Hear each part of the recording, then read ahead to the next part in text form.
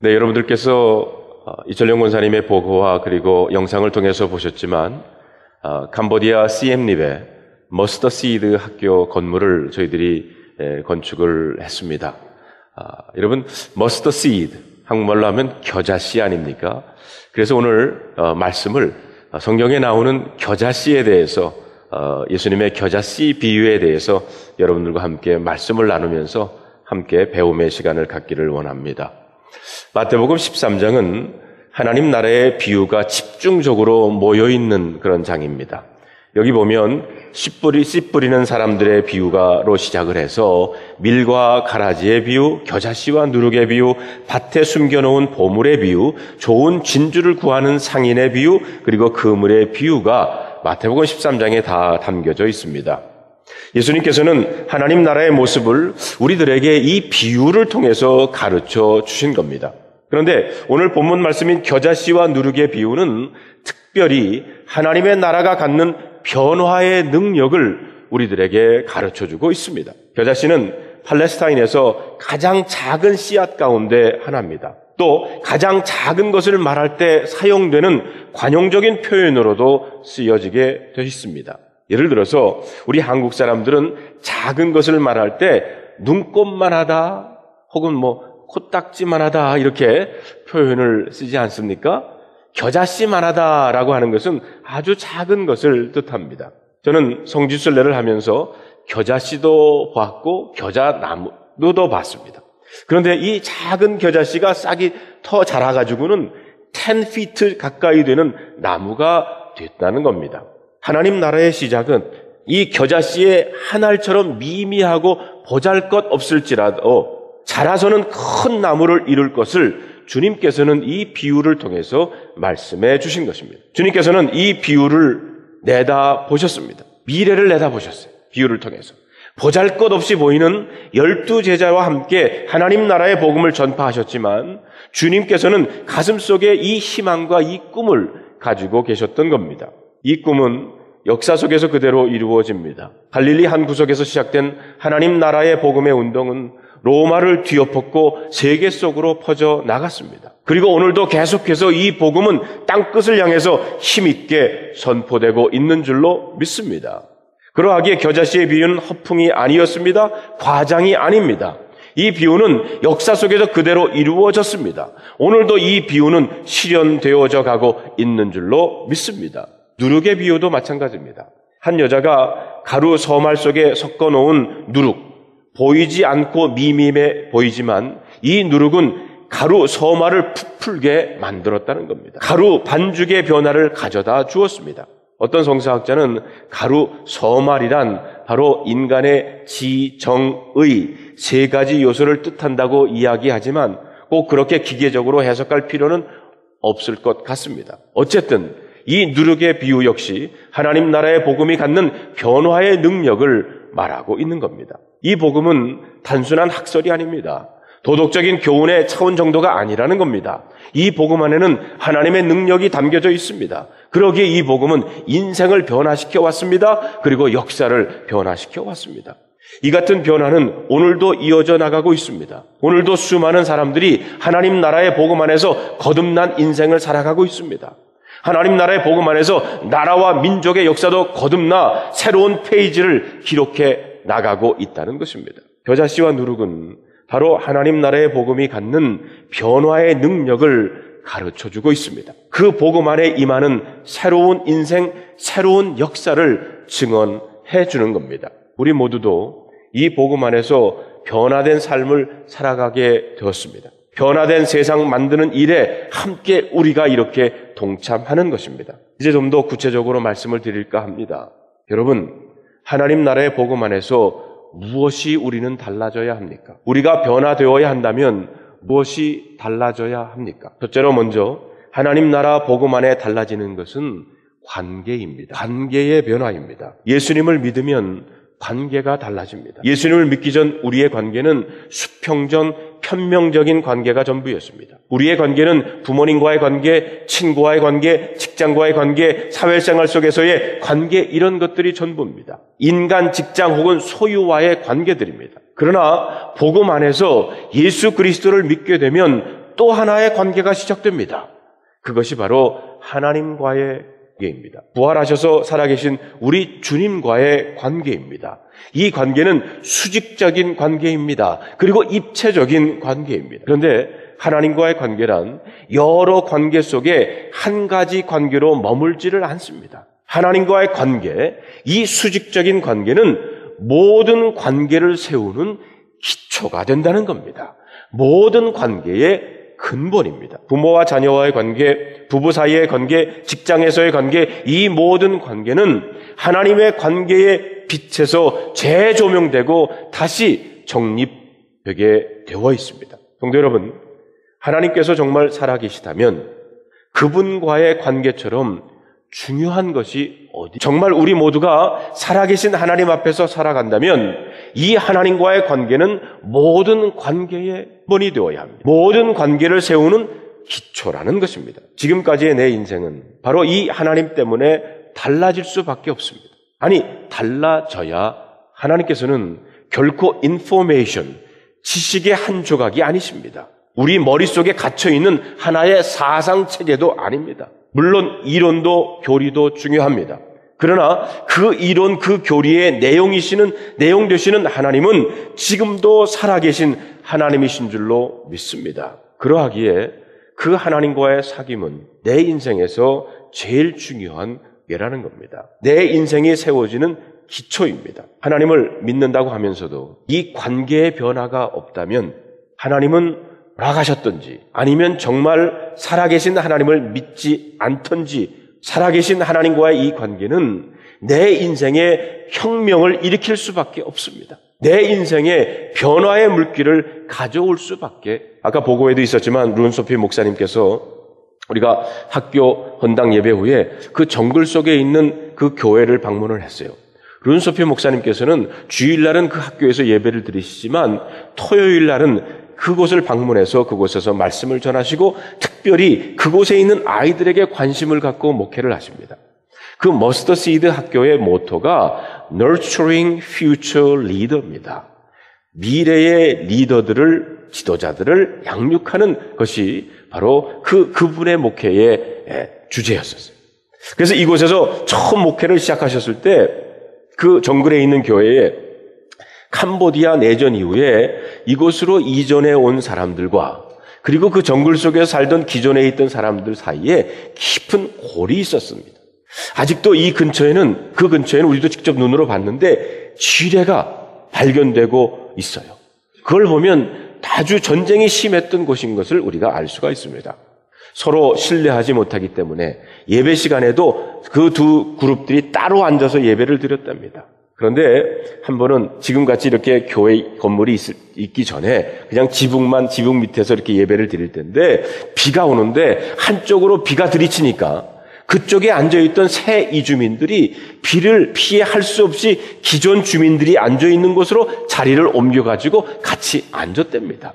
비가 기존 주민들이 앉아있는 곳으로 들이치니까 이번에는 그들이 새 이주민들이 앉은 곳으로 자리를 옮기면서 이것이 몇 번 반복이 되면서 교회가 하나가 되었다는 그런 간증을 들었습니다. 정글 속에 세워진 교회가 그 동네 사람들을 변화시킨 겁니다. 전쟁으로 인해 상처받은 사람들의 마음을 회복시킨 겁니다. 하나님의 관계가 이루어지면 이렇게 인간관계가 회복이 실제로 하나님 나라의 복음 안에서 변혁되어야 하는 것은 가치입니다. 가치관이 변화되어야 합니다. 이 변화는 하나님 나라의 복음 안에서 하나님의 관계가 세워지게 되면 일어날 수밖에 없는 변화입니다. 하나님과의 관계가 살아 움직이게 되면 우리 인생에서 정말 중요한 것이 무엇인지를 우리가 다시 깨닫게 됩니다.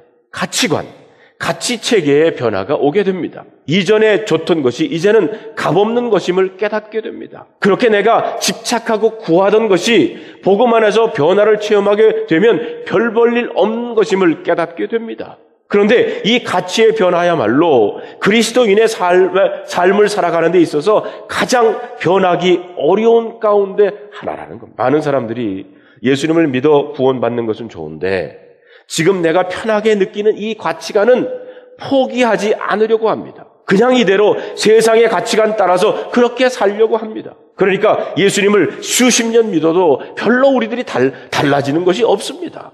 하나님을 믿지 않는 세상 사람들과 별로 다를 것이 없는 그런 인생을 살아가고 있는 겁니다. 그러나 가치의 변화가 없다면 우리는 진정한 크리스찬의 삶과는 아직도 먼 거리에 있습니다. 세상 사람들이 중요하게 생각하는 것 그대로 따라가고 세상 사람들이 즐기는 것 그대로 즐긴다면, 그런 가치관을 가지고 시간을 쓰고 인생을 살아간다면 여러분, 예수를 믿을 필요가 왜 쓸데없이 교회 와서 시간 낭비를 하십니까? 그리스도의 복음 안에서 인생의 가치관을 새롭게 세우실 뜻이나 결심이 없으시다면 우리의 믿음 생활은 아직도 성숙과는 먼 거리에 있음을, 믿음의 생활은 이미 누리고 있는 것 위에 더 많이 얻고 더 많이 추가하기 위해서 걷는 길이 아닙니다. 지금 가지고 있는 것, 지금 누리고 있는 것을 십자가 밑에 내려놓고 우리의 인생을 새롭게 살아가는 길이 믿음의 길인 줄로 믿습니다. 그것이 바로 복음 안에서 체험하게 되는 변화라는 겁니다. 존 수리 집사님 그리고 아들 에반과 함께 저는 베트남을 먼저 다녀왔어요. 제가 이미 목회수장에서 썼지만 그 베트남의 장요나 선교사님, 제가 선교의 부르도되다 이렇게 말씀을 드렸는데 그분을 만나서 많은 이야기를 듣게 됐습니다. 이분은 베트남의 최초의 한인 선교사십니다. 그분의 이야기를 듣는 가운데 1990년도 초에 베트남에는 언챙이들이 길가에 아주 널려져 있었답니다. 많은 이유는 전쟁 중 임신부들의 영양실조 때문이라는 겁니다. 언챙이는 선천적인 병이 아니라 임신 3개월에 아기의 코가 형성이 되고 4개월쯤 될 때 입술이 형성이 되는데 이때쯤 산모에게 B12가 부족하여 입술이 붙지 않아서 생긴 병이랍니다. 한국 대학병원에서 언챙이팀 의사들을 초청해가지고 수술해주고 복음을 전하면 한 명도 빠짐없이 예수를 영접했어요. 그동안 입술이 갈라져서 바깥 출입도 못하고 방 안에 갇혀있던 처녀들은 예쁘게 제자리로 돌아온 입술을 보고는 너무 기뻐 울음을 터뜨렸답니다. 일주일간 번호순으로 250명의 언챙이들을 수술을 하는데 251번부터 잘리고 말았다는 겁니다. 어쩔 수 없이 다음번 수술팀이 올 때까지 기다려야 했습니다. 그런데 251번 번호를 받은 이 처녀가 어찌나 울면서 매달리는지 수술실이 소란스러워졌대요. 이번에 수술을 받지 못하면 전 자살을 할 겁니다. 그런데 의사들은 너무 많은 환자들을 수술한 탓에 지쳐서 한 명도 더 할 수 없는 상태가 됐어요. 1년에 한 번 받은 일주일 휴가를 온전히 선교에 바친 그분들입니다. 더구나 이 처녀는 수술이 한 번에 끝나는 일이 아니었답니다. 입술만 찢어지면 그냥 봉합만 하면 되지만 잇몸에서 목구멍까지 찢어진 경우는 자기 살을 이식해서 여러 번 수술을 해야 한다는 겁니다. 이 처녀 아이가 선교센터까지 선교사님을 찾아왔대요. 그리고 호소하기를 작년에 수술받은 친구들은 시집도 가서 아기도 낳고 잘 살고 있는데 저는 입술이 이렇게 험하게 생겨서 시집도 못 갑니다. 저는 이번에 꼭 수술을 받아야 됩니다. 내년까지 기다려야 한다고 그랬지만 전 죽을 겁니다. 여기서 나가면 메콩강에 풍덩 빠져서 죽겠습니다. 그러더래요. 그래서 그 처녀 아이를 그 센터에 머물게 했답니다. 아침과 저녁에 2번씩 기도회에서 한국어와 찬양을 가르치고 베트남어로 성경도 읽게 됐다. 그때 배운 찬양이 찬양하라 내 영혼아, 그리고 우리에게 향하신 이런 찬양. 반년을 이 처녀와 함께 센터에서 공동체 생활을 하는데 그 센터 식구들에게 이상한 변화가 나타나기 시작하더랍니다. 모두 한결같이 이 언챙이 처녀를 닮아서 묘한 코맹맹이 소리를 하기 시작하더라는 거예요. 선교사님이 결국 이 처녀를 내보내기로 결단을 하셨습니다. 집에 가서 기다리면 다음 의료팀이 왔을 때 제일 먼저 수술을 해주겠다 약속을 했어요. 근데 이 처녀는 아닙니다. 전 집에 가지를 않겠습니다. 입술을 수술해서 다른 처녀들처럼 예쁜 모습으로 돌아오겠다고 내가 선언을 했습니다. 더구나 입술이 고쳐져야 저와 결혼할 남자도 있습니다. 그 청년에게 제가 예뻐진 모습으로 보여줘야 합니다. 전 이대로는 절대로 집에 못 돌아갑니다. 장윤아 선교사님은 가슴이 아팠지만 그 처녀의 집 주소를 받고 그 집 주소를 잃어버릴까 봐 몇 번을 확인하고는 수첩의 첫 장에 상단에 기록을 했대요. 그리고 그 처녀를 집으로 돌려보냈습니다. 2년 만에 의료 선교팀이 다시 왔을 때 장성 교사님이 제일 먼저 그 처녀가 생각이 나서 그 처녀 언챙이 집을 찾아갔어요. 그러나 그 처녀는 그 센터를 나온 후 집으로 돌아오지 않았다는 겁니다. 장성 교사님이 오토바이를 타고 정글을 지나고 있는데 어디선가 천성의 음성 소리가, 또 성가대의 화음과 같은 성가 같기도 하고, 아니면 그냥 산바람 소리 같기도 하는 그런 소리에 오토바이를 멈췄어요. 장성교사님은 천천히 그 소리를 쫓아서 발걸음을 옮겼습니다. 산속에 들어가 보니까 오두막 몇 채가 나와요. 동물 우리 같은 작은 통나무 속에서 소리가 새어져 나오는 겁니다. 가만히 귀를 기울여 보니까 코맹맹이 소리에 언창이 갈라진 입천장이 갈라져 바람이 새는 특이한 찬양의 소리였었어요.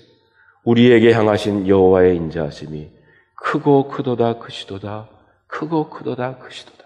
찬양하라 내 영혼아, 찬양하라 내 영혼아, 내 속에 있는 것들아 다 찬양하라. 그러다 보니까 그 언챙이 처녀를 따라서 키가 작은 산족들이 몸을 앞뒤로 흔들면서 찬양을 부르고 있는 것이었습니다.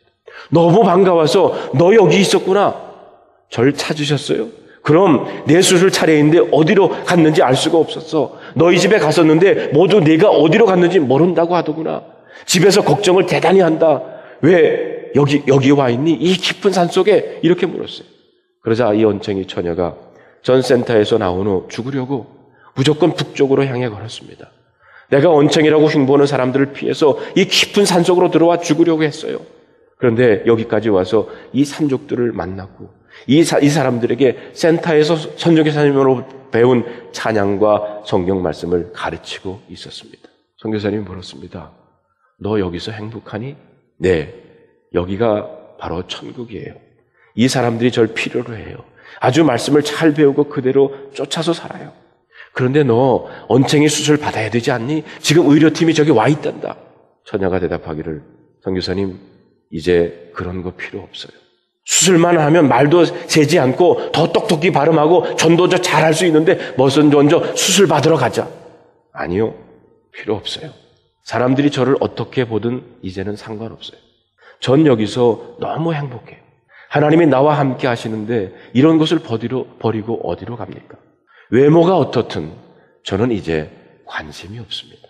내 영혼을 하나님께서 귀히 보시는데 무엇이 문제입니까? 고맙습니다. 안녕히 가세요, 선교사님. 지금도 여전히 언챙이 처녀는 그 정글 속에서 하나님을 찬양하고 말씀을 전하고 있습니다. 물론 코맹맹이 소리. 하나님의 나라의 복음은 우리의 인생에 가치의 혁명을 가져다 줍니다. 이 가치와 혁명은 예수 믿는 사람들에게 반드시 일어나야 합니다. 반드시 일어나야 하는 변화입니다.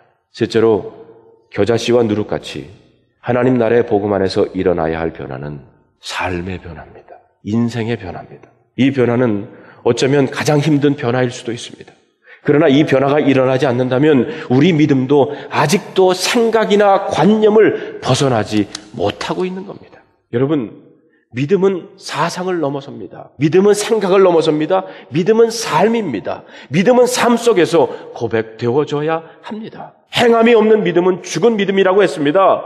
죽은 믿음은 아무런 능력이 없습니다. 아무런 역사도 낳지를 못합니다. 어떤 사람이 말했습니다. 이 세상에서 가장 먼 거리는 머리에서 가슴을 거쳐 손과 발에 이르는 것이다. 무슨 말입니까? 생각대로 믿음대로 산다는 것이 그만큼 어렵다는 겁니다. 그렇다고 해서 주저앉아 있을 수만은 없습니다. 마음은 원이로되 육신이 약하다고 한탄만 하며 세월 보낼 수는, 중요한 것은 시작하는 겁니다. 첫 걸음을 내딛는 겁니다. 여러분, 시작은 미미해도 좋습니다. 보잘것없어도 좋습니다. 첫 걸음을 내딛으시면 변화가 이루어질 줄로 믿습니다. 믿음으로 내딛는 그 걸음을 우리 주님께서 귀하게 보시기 때문입니다.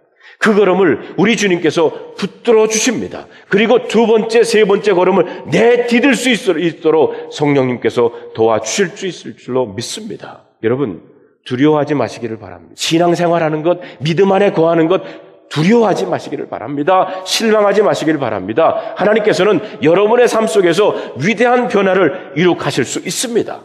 새 삶, 새로운 인생을 열어주실 수 있습니다. 작은 것에서부터 시작하면 됩니다. 주일에 정성껏 예배드리는 것, 하루에 한 번씩 성경 읽는 것, 주님께 기도하는 것, 샘터에 열심히 참여하여 출석하는 것, 성령께서 감동하실 때 선으로 순종하는 것. 이 같은 것들은 작아 보여도 시간이 흐르면 여러분의 인생과 역사를 바꾸어 놓는 시작이 될 수 있으리라 믿습니다. 하나님 나라의 복음도 그렇게 시작이 됐습니다. 여러분의 인생 속에서 시작된 삶의 변화도 그렇게 시작할 수 있습니다. 꾸준히 순종의 삶을 계속해 가면 여러분의 삶은 달라지게 됩니다.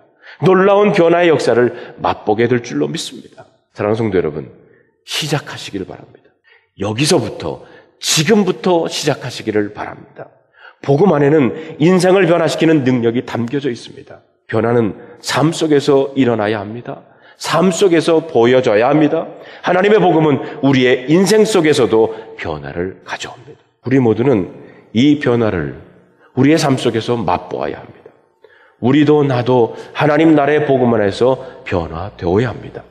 관계가 변화되고 가치관이 변화되고 삶이 새로워져야 합니다. 그런데 오늘 본문 말씀 속에서 깨닫게 되는 또 하나의 중요한 메시지가 있습니다. 그것은 겨자씨도 누룩도 죽어야 역사가 나타난다는 겁니다. 겨자씨가 죽을 때 잎이 피어나고 가지가 뻗어나게 됩니다. 누룩도 가루 속에서 퍼져서 제 모습이 사라져 갈 때 부풀게 하는 변화를 가져옵니다. 여러분, 변화를 낳으려면 먼저 내가 깨어져야 합니다. 나의 옛사람이 깨어져야 변화가 시작이 됩니다. 자기의 내려놓음, 자기 포기, 자기 부인이 없으면 결코 변화가 시작되지 않습니다. 왜 예수님을 믿는데도 변화하지 않습니까? 왜 여러 해 교회를 다니는데도 변화하지 않습니까? 나의 옛사람이 죽지 않기 때문입니다. 옛사람의 깨어짐을 두려워하기 때문입니다. 껍질이 깨어져야 그 아픔을 통해서 새로운 생명이 나타납니다. 깨어져야 새 생명이, 깨어져야 변화는 싹틉니다. 옛사람이 죽어야 새 생명이 시작. 겨자씨가 깨어지듯 누룩이 형태를 잃고 스며들듯 우리도 그렇게 깨어져야 합니다. 하나님 나라의 복음 앞에서 깨어져야 돼요. 그때 새 인생은 시작되는 줄로 믿습니다. 장요나 선교사님 방을 가봤더니요, 그분은 자기 관을 만들어 놓고 그 관 위에서 주무시고 계세요. 관 위에서 주무시고 계시더라고요. 왜 그렇습니까? 그랬더니 나는 죽을 준비가 되어 있습니다. 우리 교회는 이 변화의 역사를 추구해 갈 것입니다. 이 변화를 낳는 산실로 자라게 될 것입니다. 변화의 삶을 통해서 복음으로 세상을 변화시켜 가는 그런 새날을 준비하고 열어가는 교회가 되어야 될 줄로 믿습니다.